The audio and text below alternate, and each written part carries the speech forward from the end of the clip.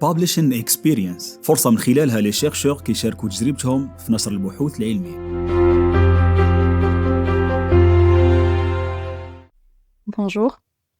أولاً, je tiens à remercier Publishing Experience على هذه l'initiative اللي غادي تمكن الطلبة الباحثين من الاستفادة من les retours d'expérience d'autres chercheurs ومشاركة التجارب ديالهم.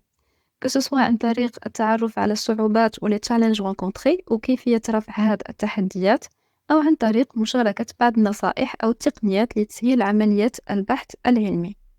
غادي نشارك معكم اليوم un article de conférence qui porte sur l'évaluation de la capacité au changement pour la mise en œuvre du BIM, Building Information Modeling, au sein d'une société de gestion de projets de construction marocaine.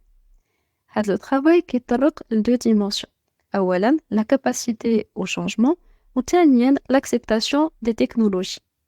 بحال اللي كنعرفوا ملي un projet de changement كيفشل en entreprise كينتجو عليه كثير من الخسارات. Par exemple, une perte de crédibilité et un risque image, ou là, une résistance au changement futur, en plus de la perte d'investissement et des gains qui étaient prévus par l'implémentation de le changement. Mais quand on regarde la littérature, on a plusieurs auteurs ont considéré que la résistance au changement est le fait qu'on a un freezing process, اللي هو directement assimilé le concept de la capacité au changement.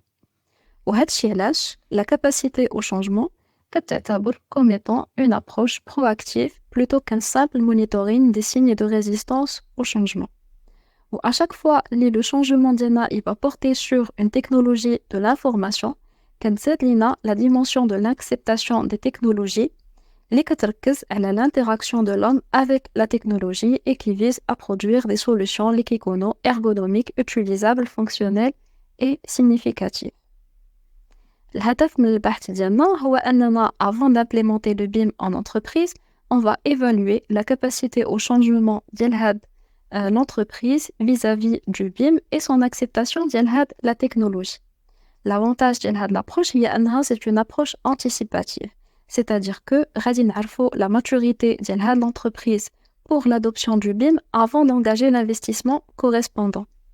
والمنهجية اللي تبعنا هاد l'étude ارتكزات على un modèle discriminant la capacité d'acceptation du BIM مع الاستعمال ديال des méthodes de décision multicritères بحال la méthode FASI AHP pour la pondération des facteurs et l'utilisation de la logique floue pour la prise en compte de l'incertitude et la subjectivité liée inhérente le facteur humain.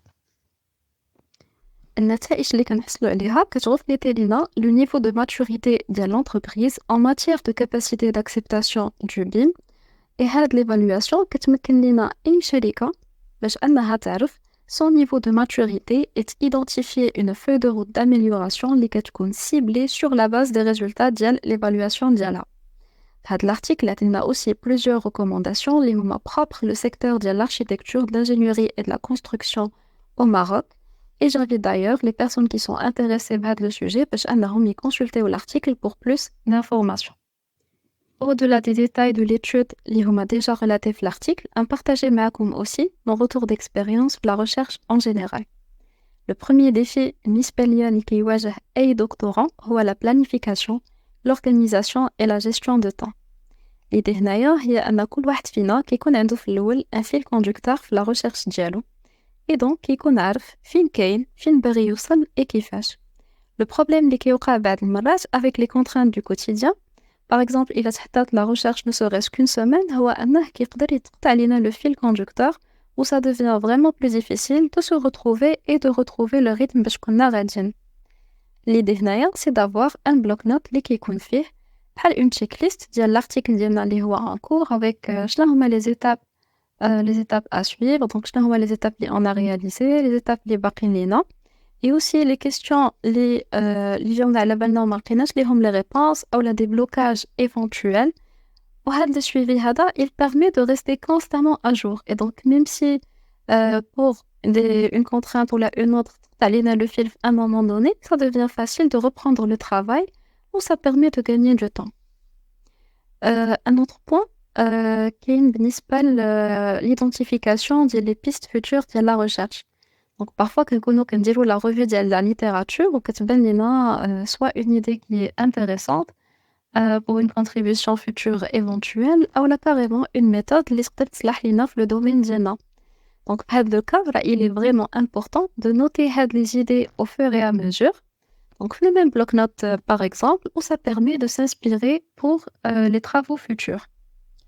Le deuxième défi à mon avis هو la patience, la persévérance et la flexibilité.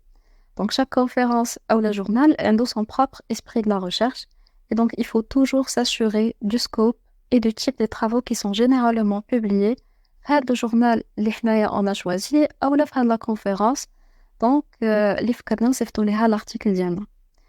À chaque fois خاصنا نبقاو نسولو راسنا واش le travail ديالي est-ce qu'il répond à l'esprit ديال هذا journal ou ديال هذا la conférence ou لا.